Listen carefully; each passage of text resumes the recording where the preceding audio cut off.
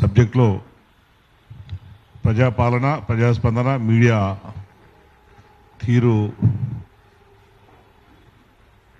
చాలా పెద్ద సబ్జెక్టు, పెద్ద వ్యవహారం. ఎందుకంటే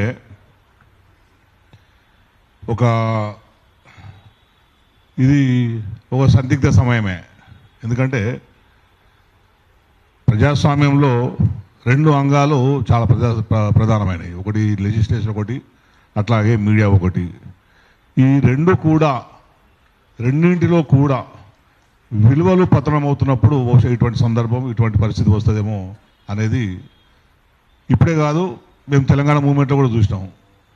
అంతకంటే ముందు కూడా కొన్ని సందర్భాల్లో కనిపించింది. సో దీన్ని ఎట్లా అధిగమించాలనేది జర్నలిజం పట్ల నీతి నిజాయితీ ఉన్నవాళ్ళు, రాజకీయాల పట్ల ఒక నీతి నిజాయితీతో ఆలోచించే వాళ్ళు, ఈ సమాజం పట్ల అవగాహన ఉన్న వాళ్ళతోనే అది సాధ్యమవుతుంది అనేది చాలా సందర్భాలు రుజువు చేసింది. కనుక ఆ సందర్భం కోసం మనందరం వెయిట్ చేద్దాం. తప్పకుండా ఆ సందర్భం వస్తుందని చెప్పి, ఎందుకంటే నేను కూడా ఈ 10 సంవత్సరాల కాలంలో, ఎందుకంటే మేము 14 సంవత్సరాల కాలంలో తెలంగాణ ఉద్యమంలో జర్నలిస్టుగా ఉన్న వాళ్ళు ఇక్కడ మిత్రులు చాలామంది మాతో పాటు ఎన్నో కష్టాలకు వచ్చి దెబ్బలు తిని, మేనేజ్మెంట్లో తిట్లు తిని, ట్రాన్స్ఫర్లు అయ్యి, సస్పెండ్లు అయ్యి, శాలరీసు కూతలు పెట్టుకొని నానా కష్టపడే వాళ్ళు ఉన్నారు. ఆ టైంలో కూడా వచ్చే పరిస్థితి ఉంది.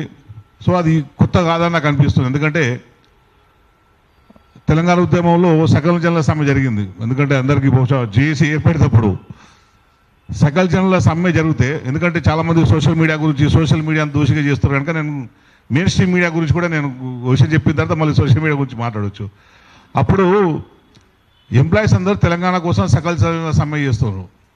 జేఏసీ ఏర్పడ్డది, మేము కూడా జేఏసీ ఎంప్లాయ్ చేయాల్సిందే, మీరు సమ్మె చేయండి అని మేము మా జర్నలిస్టుల ఫోరం తరఫున కూడా మేము వాళ్ళకు బూస్టింగ్ ఇస్తున్నాం.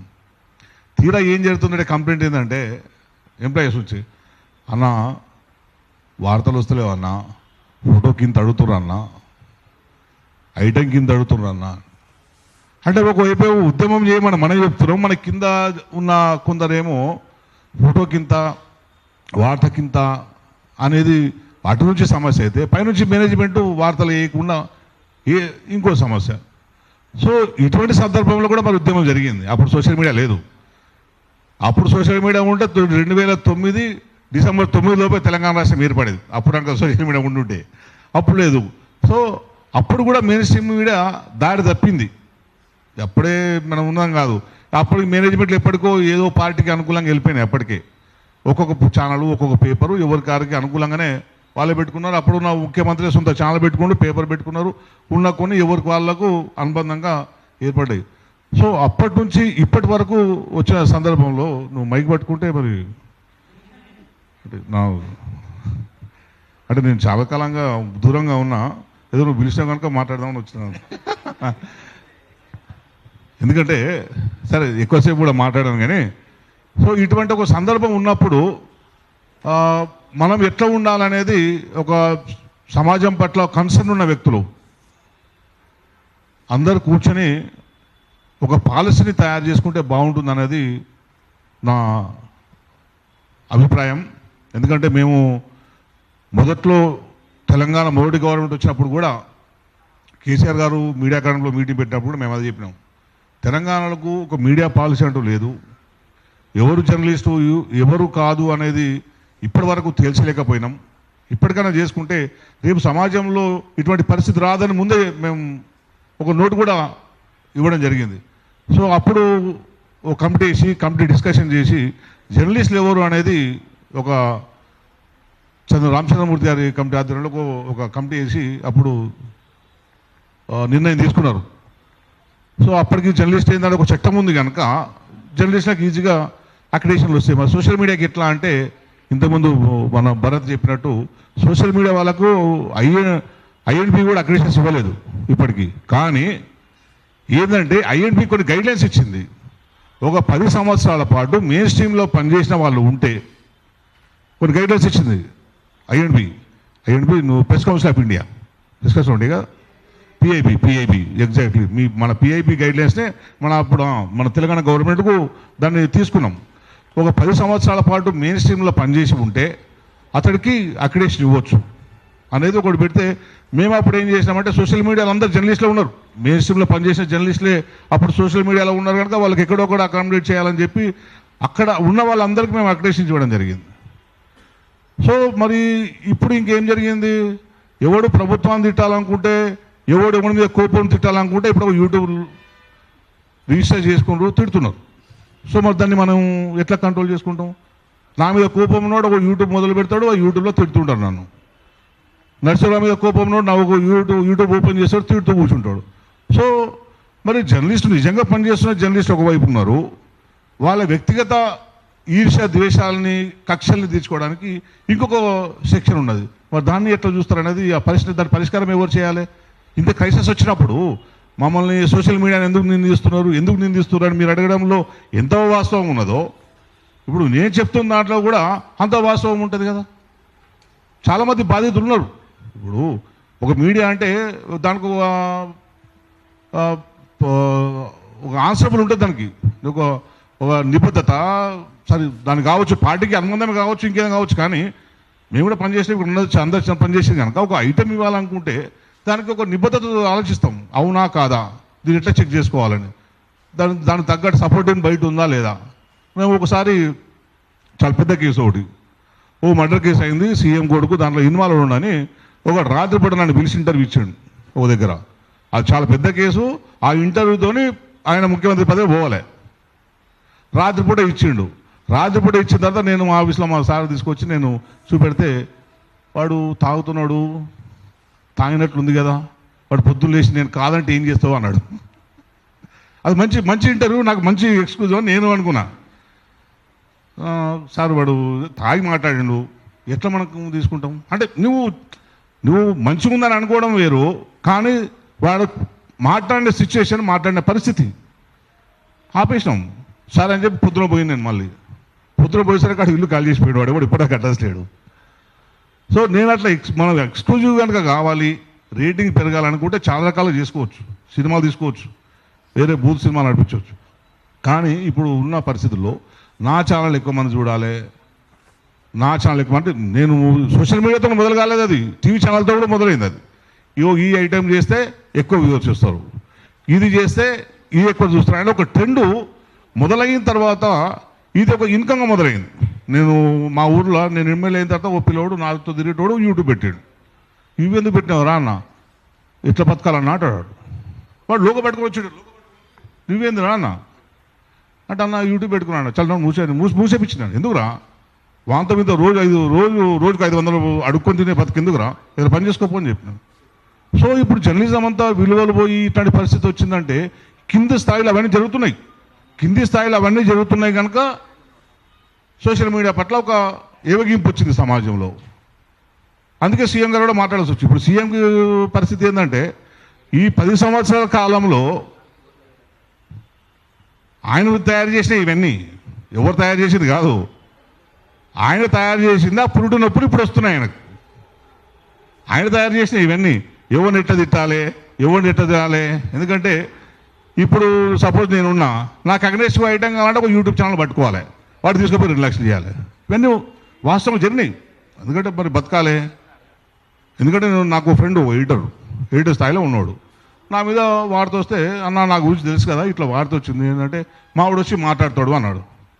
వాడు మాట్లాడితే యాడ్ ఇవ్వమంటాడు. అరే నా దగ్గర యాడ్ ఇవ్వడానికి లేదన్నా ఆయనతో మాట్లాడుకో. నాకు 20 ఏళ్ళ నుంచి చూస్తా ఆయన. మరి మా ఇంత పెద్ద వ్యవస్థ ఏందన్నా, జర్నలిజం ఏంది, ఇట్టేంది, ఎట్లా నడుస్తా వ్యవస్థ అంటే మరి ఇంతమందికి నేను ఎట్లా ఇవ్వాలి జీతాలు, ఎట్లా నడుస్తా అనుకుంటే మా వేస్తాం అంటే నువ్వు వసూలు చేసి జీతాలు ఇచ్చుకొని దాంట్లో మరి సమాజానికి ఏం చేస్తావు? సరే కరెక్టే, నేను జీతాలు ఇస్తున్నాడు, మరి నేను ఎడికేం తీసుకొని రావాలి, నేను ఎడికేం చేయాలి అంటే నువ్వు ఎమ్మెల్యే అంటాడు, నువ్వు ఒకటే పార్టీకి వచ్చినావు, నేను కూడా ఒకటే పార్టీకి వచ్చినా, నా వ్యక్తిత్వం తెలిసిన తర్వాత కూడా నువ్వు డబ్బుల గురించి మాట్లాడుతున్నావు అంటే నేనేం చేయలేనన్నా. సో ఇటువంటి ఒక దుర్మార్గమైన పరిస్థితి ఉన్నప్పుడు ఇంకా నువ్వు ఎవరికి వాళ్ళకు విలువ లేనప్పుడు ఇంకా మనము దేని గురించి మాట్లాడుకుంటాం, దేన్ని సెట్ చేయడానికి మనం మాట్లాడతాం. అందుకే ఎవరికైనా ఏంటంటే సరే ఇప్పటి వరకు తెలంగాణలో కేసీఆర్ గారిని వాళ్ళ కుటుంబాన్ని తిట్టిర్రా? కవితక్కను పాపం మహిళని కూడా చూడలేరు. కవితక్కను ఏదో తగితక్క అని చెప్పి కేసీఆర్ సార్కి ఇంకో పేరు పెట్టి, కేటీఆర్కి ఒక పేరు పెట్టి, హరీష్ రావుకి ఒక పేరు పెట్టి, కేటీఆర్ కొడుకు ఒక పేరు పెట్టి మీరే తిట్టించారు కదా. మీరే తిట్టించారా, మీరు స్పాన్సర్ చేసిరా? సరే మేము తిట్టించారు అనుకుందాం, ఎందుకంటే మా దయాకర్ ఉన్నాడు కనుక తిట్టేయకపోతే అనుకుందాం, కానీ మీరు స్పాన్సర్ చేసేది అనుకుందాం. సో ఇటువంటి పాపాలలో అందరికీ పాలున్నది కనుక దాంట్లో భాగంగానే అని చెప్పి నేను అనుకుంటూ, ఇంకా ఏంటంటే చాలా అంశాల్లో కూడా ఎక్కడైతే జర్నలిస్ట్ కానీ ఇంకా ఇది కానీ చాలా సందర్భాల్లో తెలంగాణ ఉద్యమ సమయంలో కూడా మన వాళ్ళు ఆక్రోషంతో చాలా బూతులు మాట్లాడారు. విట్టలు వెళ్ళిపోయిండు చాలా అవి వస్తుంటాయి ఆక్రోషంతో. మేము లైవ్ ఇస్తున్నప్పుడే ఓయిలో గొడవ అవుతున్నప్పుడే మేమే కొన్ని పదాలు దొరినాయి.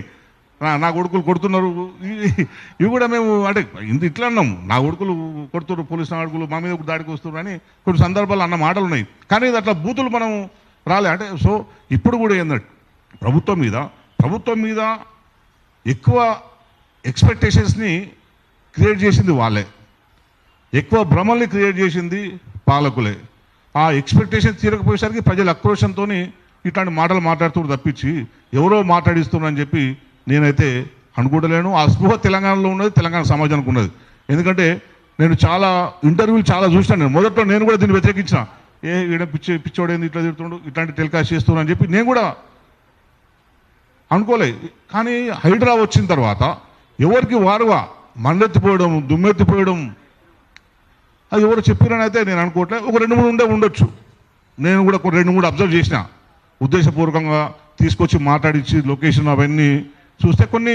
సో అట్లాంటి తప్పుపట్టవచ్చు కావచ్చు, కానీ మొత్తం ప్రజల ఆక్రోశాన్ని మాత్రం తప్పుపట్టలేమని చెప్పి కూడా నీ సందర్భంగా తెలియజేసుకుంటూ, దీన్ని ఇప్పుడు మీరు చేసింది రైట్ అయినప్పుడు ఇప్పుడు ప్రజలు స్వతహాగా మాట్లాడుతున్నప్పుడు తప్పెందుకు అవుతుందని కూడా నేను ఈ పాలకుల్ని రేవంత్ రెడ్డి గారిని నేను ప్రశ్నిస్తున్నాను. ప్రజల ఆక్రోశం ఉంది, కోపం ఉన్నది, మీరు చేయండి, వాళ్ళని సాటిస్ఫై చేయండి. ప్రజలకు ఏం హామీలు ఇచ్చిర్రో, ప్రజలకు ఏమేమి చెప్పినరో ప్రజలకు అవి చేయండి. మిమ్మల్ని ఎందుకు తిరుగుతారు? మిమ్మల్ని దేవుడు అంటారు నిన్ను. ఇప్పుడు కేసీఆర్ గారిని చాలామంది కేసీఆర్ రావాలని ఎందుకు అంటున్నారు? మీకంటే బాగా చేసింది కనుక కేసీఆర్ గారు రావాలని అనుకుంటారు. నేను చాలామంది మా కార్యకర్తలు వచ్చినప్పుడు చెప్తాను, అరే నువ్వు మా పార్టీ కనుక అట్లా చెప్తున్నావు కానీ నిజంగా ఏమనుకుంటారు అంట. నిజమని అని చెప్పి కాంగ్రెస్ పార్టీ వాళ్ళు ఫోన్ చేసి మాట్లాడితే కూడా అదే అంటారు, లేదు సార్ ఎప్పుడు వస్తే ఎలక్షన్ వస్తాయని చూస్తున్నాం అనే పరిస్థితి ఉంది. సో అటువంటి ఒక దుర్మార్గమైన పరిస్థితి ఇప్పుడు రాష్ట్రంలో ఉన్నది. ప్రజలు తీవ్ర అసంతృప్తి ఉన్నారు. ఆ అసంతృప్తిని మీరు ఎట్ట చల్లారుతో ప్రయత్నం చేయండి, కానీ మొత్తం జర్నలిస్టుల మీద అక్కసం కక్కి ఇది టెలికాస్ట్ చేసి మిమ్మల్ని లోపలేస్తా, ఆని టెలికాస్ట్ చేసి మీరు లోపలేస్తా అంటే అది కరెక్ట్ కాదు. మరి ఇంకా మీకు బట్టల మీద మీకు ఎందుకంత విరక్తి ఉందో అర్థం కాదు. అంటే బట్ట ఇప్తా అంటాడు, మరి ఏంది ఆయన. కానీ అది పద్ధతి కాదు, ఆ మాట కూడా కరెక్ట్ కావు. ఇది ఒక రకంగా జర్నలిస్టులను బెదిరించినట్టే ఉంటుంది. ఇది కరెక్ట్ కాదు. మీరు ఏమైనా ఉంటే అందరితో మీరు మొన్న మీడియా అకాడమీ ప్రెస్ మీట్ ఏదో క్లాసులు పెట్టినట్లు నేను కూడా పేపర్లో చూసినాను, యూట్యూబర్లకు. మరి మళ్ళీ ఏం చెప్పారు? మరి యూట్యూబర్లకు ఏం ట్రైనింగ్ ఇచ్చారు? మరి పిలవండి, పిలిచి ఒక మీటింగ్ పెట్టండి, అందరికి ఒక పాలసీ తీసుకురండి, ఏమేమి చేయాలనో మరి మీకు గైడ్లైన్స్ ఇవ్వండి. దాని ప్రకారం ఉంటారు. బూతులు మాట్లాడాలని ఎవరు అనుకోరు కదా సమాజంలో. మీ కుటుంబమైనా మా కుటుంబమైనా ఎవరు కూడా బూతులు మాట్లాడి తిట్టి వాళ్ళని దూషించాలని ఉద్దేశం ఎవరికి ఉండదు. ఆ ఉద్దేశమే బహుశా వాళ్ళకు ఉండొచ్చు అని చెప్పి నేను మీ అందరికీ తెలియజేసుకుంటూ, ఇంకా చాలా సందర్భంలో కూడా మేమైతే భాష విషయంలో కానీ మొదటి నుంచి కూడా మన జర్నలిస్టులం ఏదైతే ఉన్నామో నేను, ఎందుకంటే ఇక్కడ మీటింగ్ పెట్టారంటే శివారెడ్డి గారు ఇక్కడ వచ్చిన జర్నలిస్ట్ అందరికీ కూడా ఏదో ఈ సమాజం పట్ల కన్సర్న్ ఉండే వచ్చిందనే నేను అనుకుంటున్నాను. కనుక సరే ఇప్పటి వరకు ఏమున్నది, ఏం జరిగింది అనేది, ఎందుకంటే నేను కూడా మీ బాధ్యత ఉన్నాయి. చాలామంది కూడా నిజం అంటే జర్నలిస్ట్ అనే కనికరం లేకుండా ఏ ప్రూఫ్ లేకుండా 100 ఎకరాలు కబ్జా చేసినాని, కోట్లు మింగేసినాని, దళిత బంధు పైసలు తీసుకున్నాని మామూలు అలిగేషన్ కాదు. మరి ఏమైనాయి? మరి ఒక్కటన్నా ప్రూఫ్తో చూపెట్టి ఎవరు వీడికి దొంగ అని చూపెట్టవచ్చు కదా, ఎవరు చేయలే. మరి అంటే నేనేమనుకోవాలి? ఎవడో నాకు అపోజిషన్ మీకు పైసలు ఇచ్చిండు, ఏం ఇచ్చిండు కనుక నేను అనుకోవచ్చు కదా. సో అయినా కూడా వాడు ఒక్కడున్నాడు, వాడి మీద నేను కేసు, ఎందుకంటే వాడి ఇంటెన్షన్ ఉన్నాడు కనుక తీర్మానం మీద నేను కేసు వేసిన నోటీస్ కూడా పంపించిన నేను. సో అట్లా ఫైట్ చేసినాం. అంటే ఇప్పుడు నాకు చాలామంది అన్నారు, అదేంది నువ్వు అందరూ మీ వాళ్ళ జర్నలిస్టులు అంటే మరి నేనేం చేస్తాను దానికి? ఇక నా దోస్తే ఉన్నవాడే వాడే యాడ్ ఇవ్వమని చెప్పాడు, నాకు పరిచయం లేనివాడు ఏమంటాడు ఇంకాడు అంతే. సో ఇటువంటి పరిస్థితి వాస్తవం. ఎందుకంటే నేను ఇక్కడ ఉండి పొలిటికల్ లీడర్గా నా అనుభవాన్ని చెప్తున్నాను కనుక ఇంకా దుర్మార్గంగా ఒపీనియన్ ఉన్నది పొలిటికల్ లీడర్స్లో మీడియా అంటే. సో ఇది ఒకటి మన తెలంగాణ సమాజానికి కూడా కరెక్ట్ కాదు. ఎందుకంటే సమయం కూడా లేదు, అవన్నీ డీటెయిల్గా చెప్పలేం. కానీ మనం స్వీయ నియంత్రణ చేసుకుంటే, ఇప్పుడు ఎవరు చెప్పాలి? ఒక సీఎం వచ్చి మీడియా ఇట్లా చెప్పాలని పాఠాలు చెప్పాలనా? సరే నేను ఆయన క్యారెక్టర్ గురించి నేను మాట్లాడాను, ఎందుకంటే కాంట్రవర్షియల్ నేను పోలేం. కానీ ఎవరితో ఒకరు చెప్పించుకోవాల్సిన అవసరం ఇప్పుడు మీడియాకు వచ్చిందా? ఇట్లా మన శివారెడ్డి గారు, మన ఇంకెవరో అందరు పిలిచండి, అందరు పిలిచి మాట్లాడండి, 2 వర్గాలుగా చేసుకోండి. సోషల్ మీడియా జర్నలిజం నుంచి పోయిన వాళ్ళు ఒక వర్గం, లేదు సోషల్ మీడియా పెట్టుకోండి. సోషల్ మీడియా మాట్లాడండి, వాళ్ళ భావ ప్రకటన తెచ్చిన ఎవరు కాదనలేము కదా. ప్రభుత్వం మీద వాళ్ళ భావాలను చెప్పడం ఎవరికి కాదనలేము. ఎవరైనా మైక్ పెట్టుకోవచ్చు, ఎవరైనా యూట్యూబ్ పెట్టుకోవచ్చు, దాన్ని మాట్లాడవచ్చు. కానీ ప్రతి ఒక్కరం కూడా మేము జర్నలిస్టం అని చెప్పి దాన్ని పోతే అది సమాజానికి మంచిది కాదు అనేది అభిప్రాయం నాకు కూడా ఉంది. అది భావ ప్రకటన స్వేచ్ఛ కింద చూద్దాం. వాళ్ళ భావాల్ని వాళ్ళ అభిప్రాయాల్ని మనం రెస్పెక్ట్ చేద్దాం, దాన్ని కన్సిడర్ చేయాల్సింది. దాన్ని కూడా వాళ్ళు జర్నలిస్టులా కాదనేది గవర్నమెంట్ తెలుస్తుంది, గవర్నమెంట్ ఉండే చట్టాలకు లోబడి ఏదో ఉంటుంది అని తెలుస్తుంది. అంతే తప్పించి మొత్తం అందరూ ఒకటే అనే దాంట్లో ఒకే కాటన కడితే కరెక్ట్ కాదు, రేపు అది సమాజం కూడా మంచిది కాదనే విషయాన్ని మీరు క్రాంతన్న, మా జర్నలిస్టులు ఇందాక మాట్లాడింది, మీరు అధికార పార్టీలో ఉన్నప్పుడు మీకు నచ్చలేదు, ఇప్పుడు కాంగ్రెస్ వాళ్ళు అధికారంలోకి వచ్చిన వాళ్ళకు నచ్చలేదు. ఇది మీరు చేంజ్ అవుతున్న పొజిషన్స్ తప్ప వీళ్ళు ఎక్కడ పోతలేరు, మేమంతా ఇక్కడనే ఉన్నామని చెప్తాను. నేను అందుకే డెప్త్లోకి వెళ్ళలేను. అదే ప్రశ్న వస్తుంది కనుక డెప్త్లోకి పోలేను. నేను మేము అధికారంలో ఉన్నప్పుడు ఏ పొరపాటు జరిగినా అప్పుడు మా మిత్రుడు సహచర ఎమ్మెల్యేనే ఒక జర్నలిస్ట్ ఇల్లు కూల్చేసిండు, నిలబడ్డం చేసిండు, చేసిండు. మేము అప్పుడు కూడా నేను పోయి మాట్లాడినాను. సో అంటే వాళ్ళ వ్యక్తిగత విషయం అనేది కూడా మేము మనంతవరకు నేను మాట్లాడినాను ఎక్కడ కూడా. ఇంకా చాలా సందర్భాల్లో ఉండేవి నా మీద తప్పుడు ఆరోపణలు చేసిన వాళ్ళ మీద నేను కుట్టలేను. నేను ఎవరిని, నాకున్న రైట్ ఏంది, నాకున్న మార్గం ఏంది, కేసు పెడతాను నేను, అంతే కదా. నాకు అది ప్రజాస్వామికంగా నాకు ఇచ్చిన రైట్ అది. నువ్వు నా మీద తప్పుడు ఆరోపణలు చేసినప్పుడు, నన్ను వ్యక్తిగతంగా నా ఇమేజ్ డ్యామేజ్ చేసినప్పుడు, కొన్ని సంవత్సరాలు మేము కష్టపడి, నేను 25 ఏళ్ళు జర్నలిస్ట్గా పనిచేసి ఉద్యమంలో పనిచేసి ఎంతో కష్టపడి నిర్మించుకున్న మా లైఫ్ అది. నువ్వు తీసుకుపోయి స్క్రీన్ మీదకి వచ్చి ఈడు లంగా ఈడు దొంగ అంటే ఎవరికైనా నువ్వు ఉంటుంది కదా, వాళ్ళకు కూడా సహనం ఉంటుంది కదా. సో ఇటువంటి పరిస్థితుల్లో నేను అదే చెప్తున్నాను, నేనే ఫేస్ చేసిన అంటే మిగతా ఎమ్మెల్యేలు ఎంత ఫేస్ చేసి ఉండాలి చేద్దాం. ఎవడు అవినీతి పరుడో తీసుకొచ్చే ఒక పోరాటం తీసుకోండి, 100% అవినీతి పరులు దొంగలు లంగలు ఎంతమంది ఏర్పడాడు, మీడియా మొత్తం ఏర్పడేద్దాం, సమాజంలో ఏర్పడేది, దాంట్లో అందరం ముందున్నాం. అంతే తప్పించి ప్రతి ఒక్కరిని కూడా వాడు ఎమ్మెల్యే అంటేనే పైసలు ఉంటాయంటే ఎట్లయితుంది? రండి నా దగ్గర రండి, నేను చూపెడతాను నా పరిస్థితి ఏందో. నా వెనకాల వస్తే ఒక 24 hours నా వెనకాల చూస్తే నా పరిస్థితి నేను చూపెడతాను. నేను కదులు పెట్టి పడేసి, సో నేను ఎగ్జాంపుల్ చెప్తున్నా కనుక మీరు ఎట్లాంటి పరిస్థితితో చూసుకోవాలి. మా దగ్గర ఉన్న వాళ్ళు కూడా అదే పరిస్థితి. యాడ్ ఇస్తేనే వార్త రాస్తాం. అయ్యో అంత దుర్మార్గం, నేను చెప్తాను. నేనే రికార్డ్ చేసుకొని నేను పంపిస్తున్నా, సోషల్ మీడియాలో పెట్టుకుంటున్నా. నేనే ఇప్పుడు సోషల్ మీడియాలో పెట్టుకుంటాను. నేను ఎవరికి పంపిస్తలేను, నాకు తెలిసిన మీడియా ఫ్రెండ్స్కి పంపిస్తున్నా, వస్తుందా లేదా కూడా చూసుకోను నేను. అంటే సో అటువంటి ఒక పరిస్థితి నువ్వు మీడియాలో వచ్చినప్పుడు నీకు జర్నలిస్టులు ఎవరు పట్టించుకుంటారు? ఎవరు పట్టించుకున్న పరిస్థితి ఉన్నది? ఒక ప్రెస్ మీట్ పెడితే మాకు సంగారెడ్డిలో నాకు 150 మంది వస్తారు, 150 మంది వస్తున్నారు. ఏం మాట్లాడాలి? ఇప్పుడు కాదు 20 ఏళ్ళ కింద వరవరావు సార్ ఒక దగ్గర ప్రెస్ మీట్ పెడితే, ప్రెస్ మీట్ అయిపోయినాక వరవరావు సార్కు సార్ ఏం లేదా సార్ అని అడిగిండ్రు. పేరు ప్రస్తావన. సో అటువంటి నేను చెప్పాను, సోషల్ మీడియా కూడా అట్లాగే ఉన్నది. సో మనం ఇక్కడ కాదు, ఇక్కడ వచ్చినలే కాదు, ఇంకా రావాల్సిన చాలామంది ఉన్నారు. దయచేసి అందరినీ అది ఎప్పుడవుతుందంటే మనముగా చొరవ తీసుకొని మీరు చొరవ తీసుకోండి, ఇంకో పెద్ద మీటింగ్ పెట్టండి, ఓ పాలసీ మీరు పేపర్ ప్రజెంట్ చేయండి, సమాజంలో డిస్కషన్ పెట్టండి, అది చర్చ జరుగుతుంది. ఎవరు జర్నలిస్టు ఏంది, ఎట్లా ఏం చేద్దాం, రేపు ఎట్లుందాం అనేది. సో ఇప్పటికైనా వచ్చింది కదా, సో వచ్చింది కదా. ఇప్పటిదాకా కేసీఆర్ ఇష్టం నాటి తిట్టారు. మేము అప్పుడన్నా మేము చూసుకున్నా, పోనీ రాదు ఎందుకు చేస్తే ఊకే కేసులు చెప్పారు, మాకు కేసులు పెట్టొద్దని చెప్పారు. అప్పుడు కేటీఆర్ గారిని అన్నాను, వీడుకే సతాయిస్తున్నాడు అన్న, వీడు బాగా నేను పెడతాడు, లైట్ తీసుకున్నాం, వేసేయని ఏముంది నీ గురించి మాకు తెలియదా. సో అంత లైట్ మీద తీసుకున్నాం. ఇప్పుడైనా భరించలేకపోతున్నారు ప్రభుత్వం, ఆయన తయారు చేసిన వాళ్ళే వాళ్ళందరూ. ఇంకోటి ఏమైంది, అదే తిట్టు వీడు ఎమ్మెల్సీ అయిపోయిండు, మనం కూడా రేపు ఏదో ఒకటి అవుతామనే ఆశ కూడా చాలా మంది కలిగినట్టున్నది. బహుశా ఇక ట్రెండ్ ఒకటి ఏం చేసిండు ఆయన? వాడు ఏం చేసిండు? మా దగ్గర ఇగో శివారెడ్డి ఏడా మా V6లో మేమందరం భరత్ లేమా? మాకు తెలుసు కదా ఎట్లా పైకి వచ్చాడు, ఎట్లా లాంగ్వేజు, భాష చదవడానికి బుక్కులు తీసుకొచ్చి ఇచ్చినాము. పుస్తకాలు, తెలంగాణ పుస్తకాలు, తెలంగాణ పదకోశం పుస్తకాలు తీసుకొచ్చి, సరే ఇప్పుడు ఈయనుడు అట్లా జరిగింది. కానీ అది ఇప్పుడు ఒక ట్రెండ్ అయిపోయింది. సో దాన్ని మనం మార్చుకోవాల్సిన అవసరం ఉన్నది అని చెప్పి నేను మిత్రులు తెలియజేసుకుంటూ, దయచేసి ఎవరు కూడా ఎవరిని ఉద్దేశించి వ్యక్తిగతంగా నేను మాట్లాడలేను. ఇది సమాజం జరుగుతున్నది. మనందరం కూడా ఈ తెలంగాణ సమాజం బాగుండాలని కోరుకుంటున్నాం. 10 ఏళ్ళు అద్భుతంగా ఉన్నది.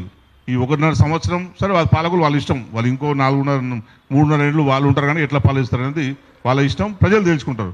కానీ ప్రధానమైన అంగాలుగా మీడియా, రాజకీయ పక్షాలుగా వాళ్ళు, ఎందుకంటే ఇంతకుముందు మన సార్ చెప్పినట్లు రాజకీయాలకు ఉండే వాళ్ళకు ఉంటాయి, వాళ్ళ జాడ్యాలు వాళ్ళకు ఉంటాయి.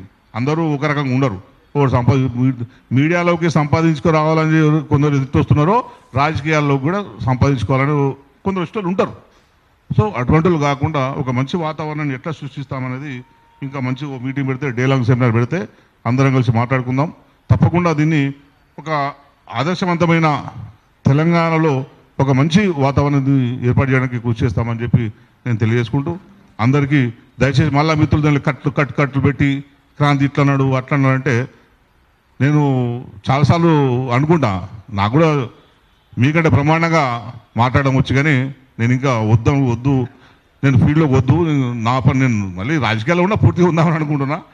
కానీ అప్పుడప్పుడు అనిపిస్తుంటుంది ఈ నవ్వు సంఘాలు చూసుకుందామని చెప్పి ఒక్కోసారి అనిపిస్తుంది. ఏదో టెంపుల్ అవుతుంటే కానీ మళ్ళీ కొంచెం తగ్గుతాను నేను. అందుకే దయచేసి అందరం కూడా, నేను ఎప్పటికి కూడా జర్నలిస్టుల పక్షమే ఉంటాను. నేను మా నియోజకవర్గంలో నా దగ్గర 35 మందికి నేను ఇళ్ల స్థలాలు ఇచ్చినాను. నాకు వ్యతిరేకంగా పనిచేసిన కూడా ఇచ్చినాను నేను. మరి ఎక్కడ కూడా మెచ్చుకోరు. ఇయ్యలే కూడా నడుస్తుంది. ఎవరికి ఇయ్యలే అంటారు. 35 మంది జర్నలిస్టులకు వాళ్ళ ఒక్క ప్లాట్ 50 లక్షలు హైవే పక్కన ఇచ్చినాను నేను. కానీ అందరూ ఏమంటారు, ఏం చేయాలి. మరి ఏం చేయాలి? జేబులోకి ఇవ్వాలన్నా నేను? అంటే ఏం తెచ్చినా పోతుంది, జేబులోకి ఇస్తాం నడుస్తుందా? సో ఇవన్నీ మనం కూడా జర్నలిస్ట్ ఫీట్లో ఉండొద్దని చెప్పి నేను చేసుకుంటూ, దయచేసి మిత్రులకు, ఇక్కడ వచ్చిన వాళ్ళకి ఎవరికైనా ఏమైనా ఇబ్బంది అనుకుంటే క్షమించాలి. మనం ఉన్నది మాట్లాడుకోవడానికి వచ్చినాం. దాంట్లో మనలో ఉన్న కడుపులో ఉన్నదాన్ని మనం బయటికి తీసుకుంటేనే రేపు ఇంకా ఒక మంచిగా దాన్ని కొత్తదనం తీసుకోవచ్చు అని చెప్పి నేను కోరుకుంటూ, అందరికీ ధన్యవాదాలు. Thank you.